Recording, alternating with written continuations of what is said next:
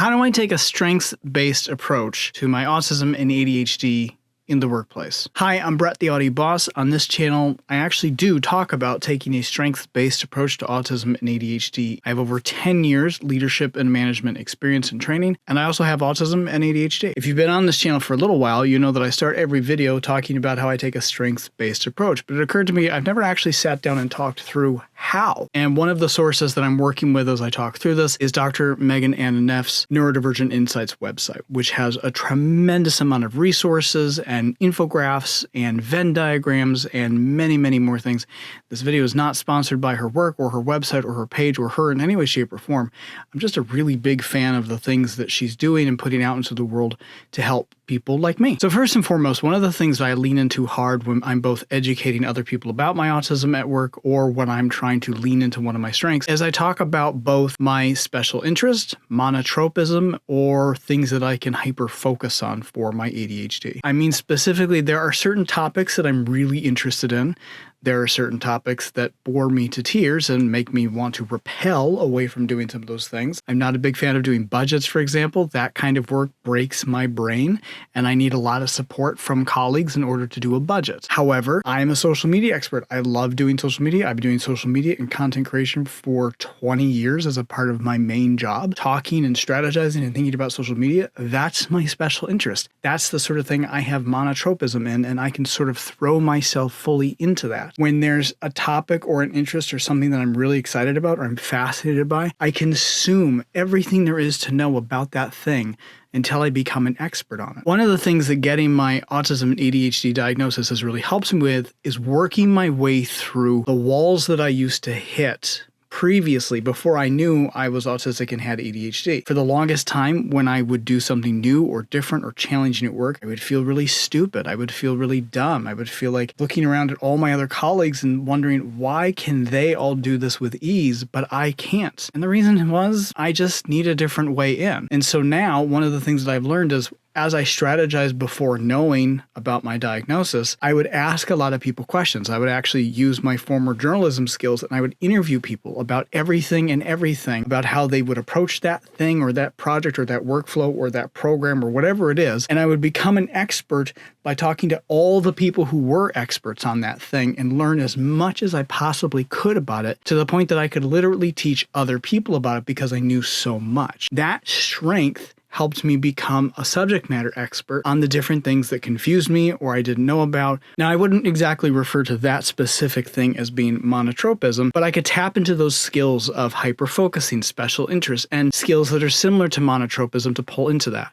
Now, monotropism is something where if you have a very specific special interest that consumes your whole world that you can fully dive into where you really truly are an expert on and you love being an expert on that thing, that's a strength where you can go get a job on that thing and really apply. That's going sort of beyond the concept of a special interest or hyperfocusing. Monotropism is so much further than that. Another strength that I have found is because I study people and because I always mask and because I always choose my words really, really carefully, I have found ways into becoming a really strong communicator using just the right words or just the right phrases or trying to help people understand things that maybe they don't or things that might be confusing, or I find different ways in through communications techniques. I also tap into my hyper empathy to sort of read moments and try to pick up on energy around me to figure out when somebody is or isn't understanding something and ask a lot of questions again to try to get to the bottom of either their confusion or my confusion. These are really great problem-solving skills, but they're also really good at turning the heat down in certain situations that might start to get tense for one reason or another. These help me to become a really good diplomat as needed depending on the situation. If I'm struggling to figure out how to communicate with somebody and I'm finding that a face-to-face conversation isn't working, then I'm going to take that conversation over to text or email and find a different way to communicate with them so that they're more comfortable where they can say the thing that they need to say or I'm more comfortable. I was having a conversation with a former employee that was getting kind of intense because we both had a lot of thoughts and a lot of emotions and we were really thinking a lot of things through. And that person got to a certain point where she told me, I literally can't keep thinking about this. I literally can't keep talking about this. I need a break. I need to step away from that conversation. Now, I was in a hyper-focus mode and was able to keep going. But I had to understand that and hear that and figure that out. So while I kept going over here in my head, I let them take that break. I just turned and wrote down all the things that I was thinking about. So I had it, I captured it, and it was fresh in my mind. And then I had that when my colleague was ready to continue our conversation. It also gave me a chance to take a break, rest, and actually then go back through that writing and sort of simplify it and clean it up so that I could get to my points that I was trying to make, or get to the questions that I had that were confusing me about their points. We ended up having a very good conversation after that. And it also taught me a lesson to sort of pay closer attention to, am I being too intense? Am I saying too much? Am I going too far? Do I need to let up, take a break, or put some distance between me and this thinking process? That really helps me as a manager as well, thinking about how I present information. Oftentimes as managers, we know things long before other people know things because we have to sit with those things, plan for those things, strategize for those things, and then think about how to communicate those things out. That really helps us figure out how to be good communicators, but it also means we need to hold space and give time to other people to catch up to getting comfortable with that new information. That possibly as a manager, I've had that information, I've been able to get comfortable and process with that for a really long time. I need processing time. That is both a need that I have as a person with autism and ADHD. I need that processing time when I'm walking into meetings to get warmed up. I need that processing time to get my brain going. I need that processing time to understand different concepts or different things or different changes. I don't really do well with change. And so sometimes I need to get comfortable with change for quite a while. And as a manager, I need to figure out how to get comfortable with that change early on so that I can help my team get comfortable with the change when it becomes their turn. Now, a few other ways that Dr. Megan Neff references on her website how to allow for autism acceptance in the workplace, certainly providing clear communications and clear expectations, which I strive to do both as an employee and as a manager. Offering flexible environments and flexible work hours. I try to also do that as a manager to make sure that anyone who reports into me, I have a very clear policy on tell me what you need. Tell me what you need to be successful. Tell me what you need to be able to do this job really, really well. As a boss, as a manager, my goal is to remove barriers for the people on my team. The only way I can do that is figure out what their needs are. And that's what sort of getting my diagnosis has been all about. Understanding my needs and my assessments has given me better perspective on understanding other people's needs and holding space, questioning, investigating, and then creating those spaces for them and removing barriers so that they get what they need for the best work accommodations for them. Whether they're autistic or not, it doesn't matter. The more we do that sort of thing and create and remove barriers for people, the better off the work environment's going to be. My management philosophy, my leadership philosophy has always been your number one job is to remove barriers so that your team is successful. Because if your team is successful, you're successful. So stop creating barriers for people. Remove barriers for people.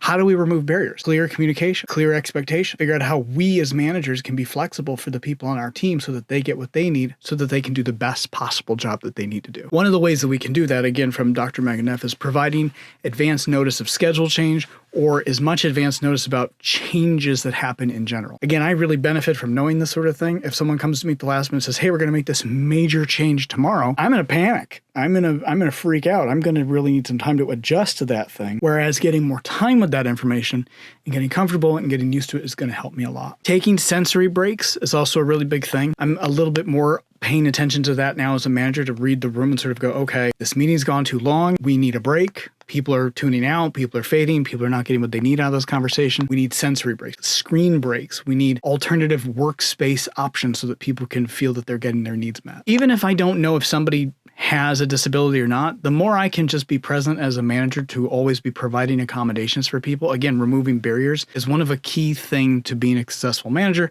but also as somebody who is neurodivergent affirming, as a neurodivergent, it sort of helps me advocate for others, and it also makes it clear that I need this too. I'm not doing this just for you. I'm doing this for me too. I also like to encourage other people to tell me what interests you. What is fascinating for you? What do you like to do?